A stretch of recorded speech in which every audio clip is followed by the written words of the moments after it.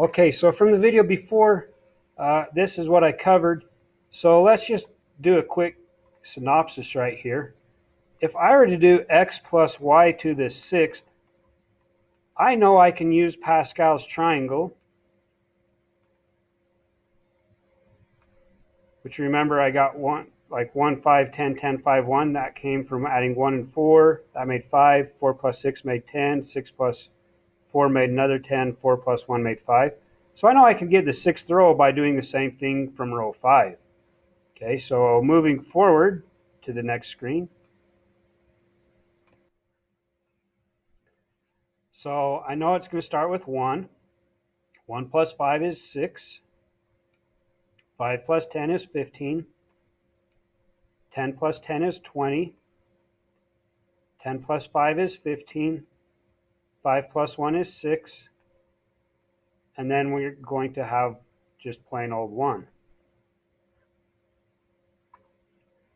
Realize I could do this again by taking this answer and multiplying it by x plus y, because that was 5 of these, so 6 of them look like that. So I take the answer we have from the fifth row and times another x plus y on there and just keep on going. That's going to start getting kind of cumbersome. Even this one started to get a little bit long. So if we can figure out a pattern, that'll help out a whole bunch. Okay, so I have the coefficients. 1 plus 4 made 5, 4 plus 6 made 10, 6 plus 4 made 10, 4 plus 1 made 5. So now I have the coefficients. 1 plus 5 is 6, 5 plus 10 is 15.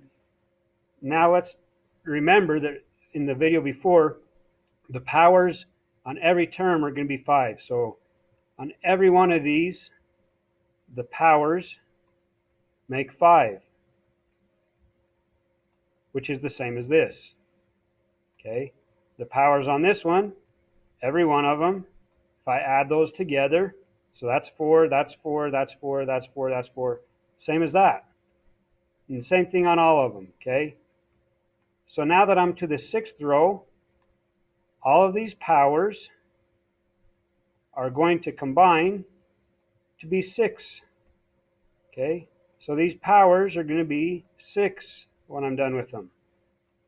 Now if I look at these more closely, you can maybe see another pattern developing. The first one, there are no y's. Whoa, that's not what I wanted. So the first one, there are no y's. So that just has to be x to the sixth. And the last one, there are no x's. Okay? So I've done my first and my last. But look what's happening to the x's on all of these. If I started with 3, it goes 3, 2, 1. The x's go down. So on this one, 4, 3, 2, 1, 5, 4, 3, 2, 1. And there were no y's, but what's happening with the y's? There's 1 y, 2 y's, 3 y's, 4 y's. So the x's go down.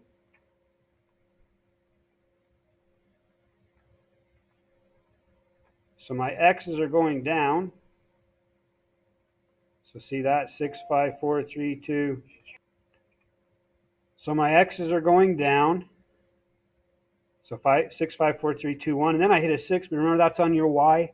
And the y's are going up. So y1, y2, y3. When I say they're going up, I'm going left to right. Okay? If you go right to left, it's just backwards. The y's are going down and the x's are going up. But I always go left from right because that's the way I read. But anyways, whatever makes you happy is fine, as long as you see some kind of a pattern to help you out. Okay, so the x's have gone down, 6, 5, 4, 3, 2, 1. The y's have gone up, 1, 2, 3, 4, 5, 6. And it's a plus between these. And so that's the easy way to do this expansion. Okay, so now let's move to a page and kind of go through the notes that are in your page. I need to do this. Okay. So this is just showing you Pascal's triangle, row 0, then row 1. This is corresponding to the power of 1 on a plus b, or x plus y. When we had x plus y to the 0 power was 1. X plus y to the 1 power was 1x plus 1y. So anyways, this row 0, row 1 corresponds to the power of your binomial. Okay, so just a quick side note. So find at least three different patterns. We kind of talked about them. You know, you ought to be able to write down what three different patterns are. Going down sideways, we did this in the video before. What are these triangles kind of looking like? So see if you can remember that off the top of your head. Now discuss with the class the patterns you found. Sorry, you're not going to be able to do that. Maybe you can be all excited and tell your mom and dad about these patterns you found. Be like, hey, look what I just found out in math. They'd be like, oh, cool. What's going to be good for? But anyways, you can be all excited that you found something and you understand it and be like, this is something that crazy mathematicians do on their board. They do these weird patterns. And anyways, maybe you'll be really bored and you want to do it. So this is what we've started talking about here. So you should be able to fill in these boxes. List the coefficient in the boxes. Well, the coefficients are these numbers right here. Okay, so write these coefficients in those boxes. Below is a blank version of the Pascal's triangle. Gives you a little bit more of a study for it. You do need to fill in the remainder of this. Okay, so what are the numbers in the fourth row? So remember, this is the 0th row, first row, second row. You need to put in the numbers from the fourth row.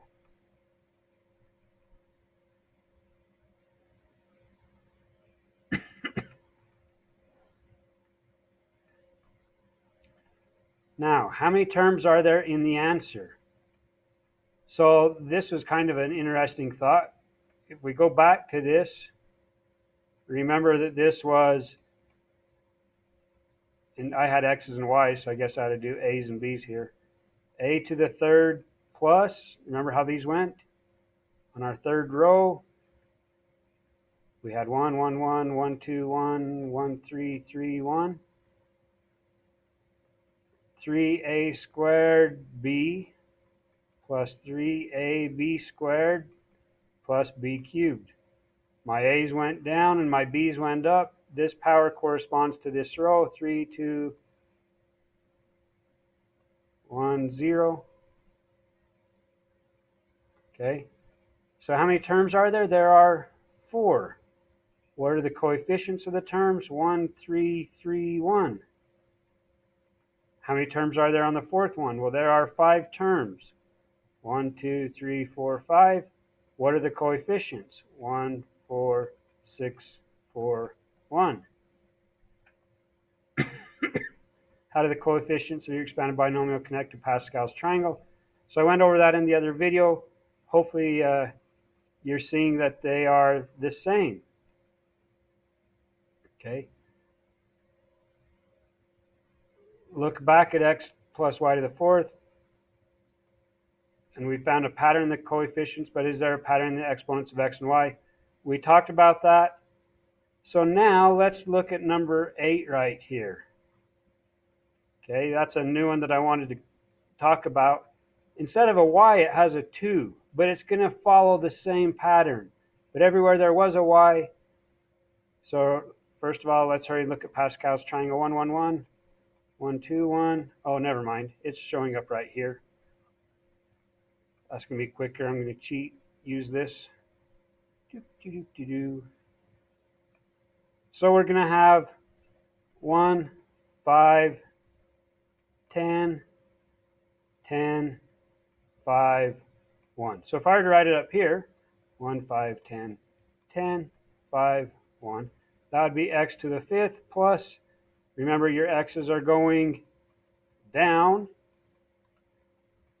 and your y's are going up. Whoops, going up.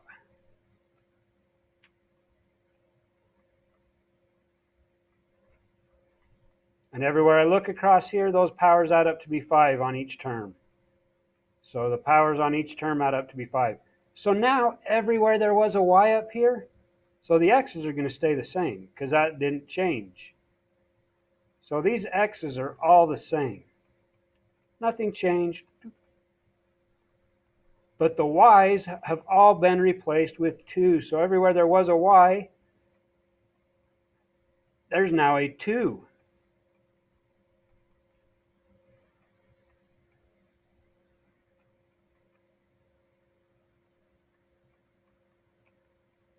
So I replaced all of those y's with 2. So this now becomes, we have to simplify. X to the 5th, 2 to the 1 power is 2, but now I'm going to multiply it to that leading coefficient. So 2 times 5 is 10. So that's 10x to the 4th. 2 squared means I have 2 times 2, which is 4. Now multiply that to the leading coefficient. So 4 times 10 is 40. 2 cubed is 8, so 8 times 10 is 80. 2 to the 4th means I have 2 times 2, which is 4, times 2 more is 8, times 2 more is 16. The quick way is, see right here, 2, 4, 8. I'm multiplying each of those by 2. So that's going to be 32 because that's 2 more multiplied to 16. But now I'm going to go 16 times 5. So 16 times 5, 6 times 5 is 30. Carry that 3 makes 80. Plus 80x. And then over here I just have plus 32. So they start to get a little bit more tricky when you start putting numbers in there because you have to do the numbers to whatever power they are and then multiply that to the coefficient in front.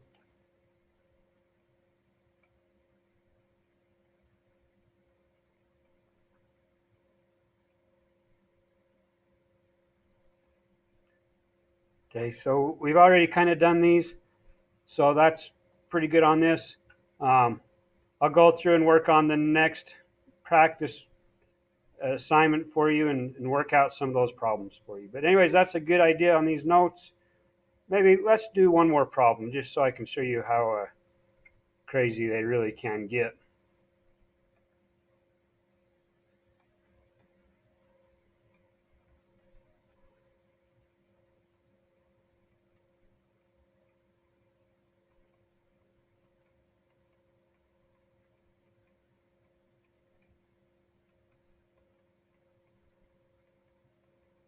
Oh, whoops, I'd hit record. So anyways, here's my Pascal's triangle. I really don't need this row 6 because I have to the 5th power. So I'm going to write those coefficients down. I'm going to need lots of room. So I'm going to have 1, 5, 10, 10, 5, 1. So see this right here? That's the row that it is. That one's kind of a weird one because there's only 2 terms. But if you go right after this, that's the row that corresponds to the power. So row 5, those are the coefficients. But now remember, we've got to put in all of these, the x terms. Remember, the x's go down. So the first one goes down. So my x's go down.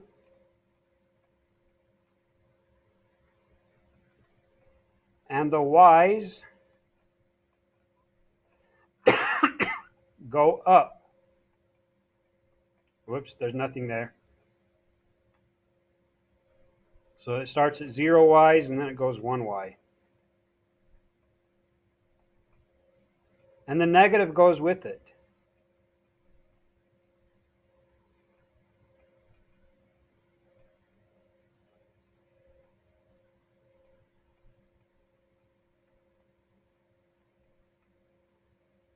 And then there's the plus in between all of these.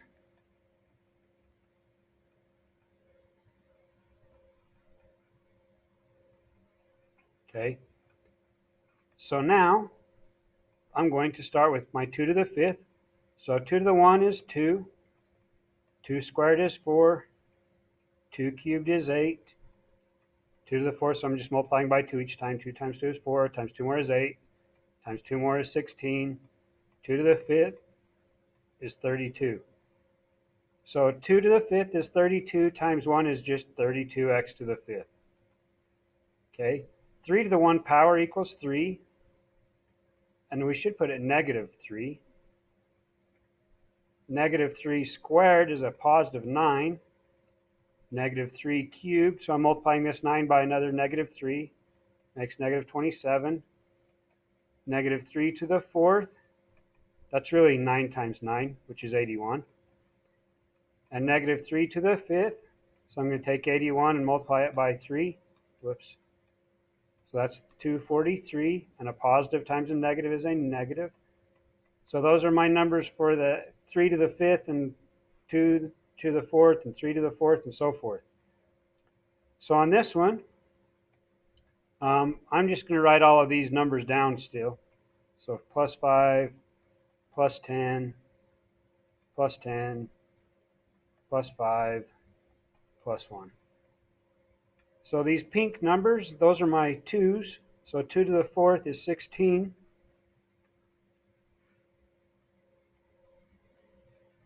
2 to the cubed is 8.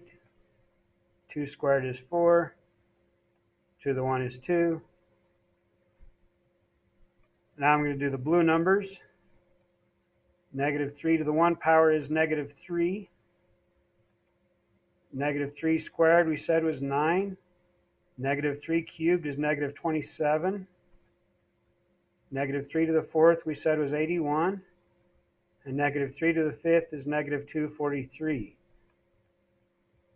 And finally, we need to put all the x, y stuff down. So that's x to the fifth, x to the fourth, y to the 1, x cubed, y squared, x squared, y cubed, x1, y to the fourth, no x's, y to the fifth. And we're almost done, but not quite. So we have 32x to the fifth. By the way, let me hurry and show you another way to do this real quick. So if I wanted to take this one, I could take these numbers, which are 10 times 2 to the third times negative 3 squared. I can go to my calculator and go 10 times 2 to the third times negative 3 squared. Whoa. Let's try that again. So 2 cubed times negative 3 squared. 720. So that was this one that had the 2 cubed, the negative 3 squared. Or I can do this 10 times 8 times 9 on your calculator, okay? So on this one, I'm going to go 5 times 16 times negative 3. So 5 times 16 times negative 3 is negative 240. X to the fourth, y. Again, I could have taken 5 times 2 to the fourth times negative 3 to the 1. So 5 times 2 to the fourth times negative 3 to the 1 power. So anytime you have a negative number, make sure you're putting it in parentheses when you square it or cube it or whatever. Okay. And then with this idea, you can come back and do the others. So whatever way you want to use, that's fine. So 9 times 8 is 72, times 10 is 720, which we already did. X cubed, y squared, plus 10 times 4 times negative 27. 10 times 4 times negative 27. The reason I didn't put this negative in parentheses is I'm not putting it to a power, so I don't need to put a parenthesis around it to have the power. So negative 1080. So minus 1080 x squared y cubed. So 5 times 2 is 10 times 81 is just going to be 810 x y to the fourth minus 243y to the fifth. So if there's ever a negative in here, look what happens. It starts off positive, then goes negative, then positive, then negative, then positive, then negative. It just alternates all the way through. So that's how you can expand these problems. Um, it is time consuming. I think it's doable. You just have to make sure you break it down into little steps and do each little step at a time. Okay.